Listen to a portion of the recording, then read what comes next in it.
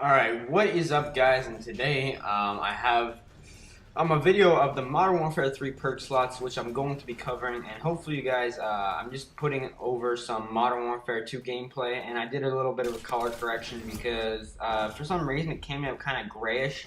I don't know if like one of my wires wasn't in all the way or something, so I just did a color correction over it. But yeah. So with Modern Warfare 3 coming out fairly soon, I think there's going to be a lot of people, as soon as they get the game, they're going to be seeing what perks are good, what's working, what point streaks are going to work good, what guns work good with what attachments. So I decided to cover the Tier 1 perk slot today. 5 perks each slot, just like usual. Most of the perks are they're fairly similar to the last games. They made some changes, not like oh, I shouldn't say didn't make huge changes. They made a whole new perk, I think, in 1 or 2 slots. But yeah. So one thing that I noticed about these perk slots is that they don't really have like the douchebag perks. Like they took out One Man Army, Danger Clothes, which is always a cool thing.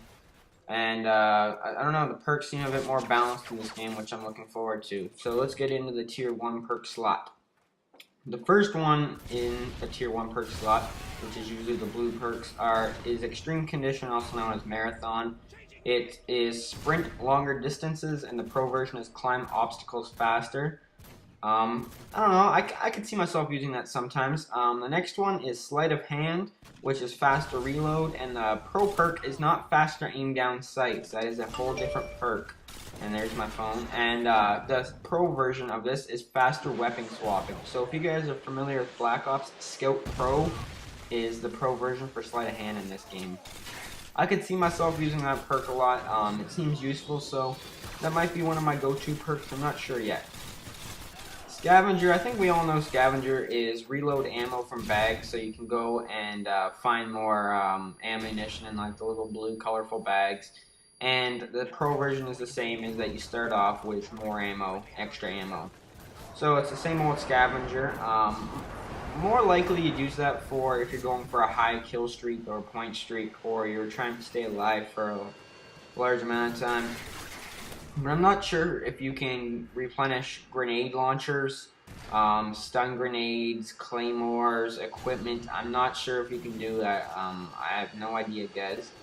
The next perk is Blind Eye, and this one's going to be interesting.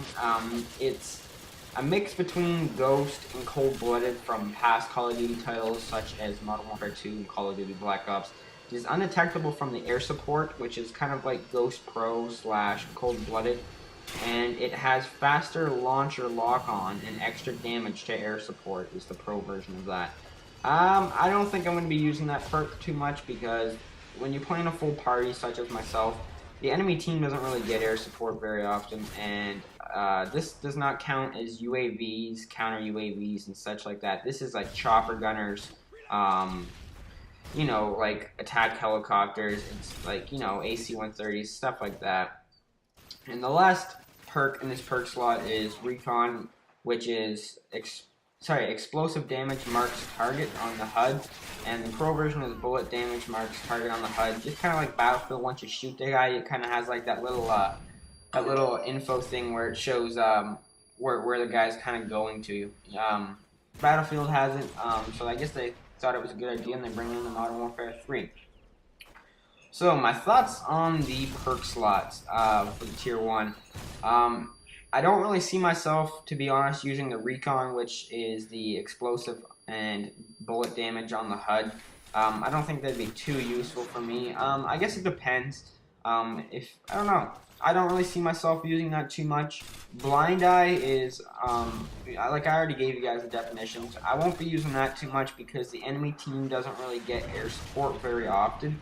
And the faster launcher lock-on, I don't really have a problem with the time it takes to connect to the air support. It's not really that long, so I don't really know why you need faster lock-on to air support. Scavenger. I could see myself using Scavenger, and this is one point I want to make about Scavenger. I believe it is in the second tier slot. Hardline is one less kill for a kill streak, and the pro version of it is 2 assists count towards 1 kill. So if you get 2 assists in 1 life, it has to be in 1 life, and it counts as 1 kill. Now, if Scavenger, you can replenish stun grenades. You could just throw them everywhere and be running hardline and getting assists like crazy, right? Just throw them in there, get the assist, and we can get getting kills just by throwing stun grenades all day. So it depends on if Scavenger lets you get stuns in like your equipment and frags and grenades and stuff like that back. I think that's going to be a big part. They haven't really confirmed that if you can or cannot yet, which I think is going to be a big game changer for me. If you can, then I might run Scavenger more often than if you wouldn't be able to replenish those sorts of items. Sleight of Hand, yes, that's pretty much in the tier 1 slot. Sleight of Hand is going to be going is pretty much my go-to perk, I would say. Faster reload, faster weapon swapping. Over any other perk, from myself personally, I think that right there, Sleight of Hand, is more useful, and it, like, in my personal opinion, it is the perk that's going to be most useful for me. Some people say that Sleight of Hand is just a waste of perk. I don't understand that, because I find the reload faster is very useful, because I like to get up in people's faces. I don't sit back and camp all the time. I like to run around and, get my kill streaks fast and stuff like that. So I think Sleight of Hand is going to be really good, and I think I will also be using Extreme Conditioning, sprint longer distances, and climb obstacles faster, so it's pretty much Marathon. Marathon, I like Marathon. There was a phase where I went through where I always thought, well, you don't really need Marathon because you don't need to be running around everywhere. But the conclusion I've come to for the Modern Warfare 3 perk slots is that Sleight of Hand and Extreme Conditioning will be the perks that you'll see most people use in the first tier. And that's just my opinion as of so far, so leave some feedback, guys. Peace.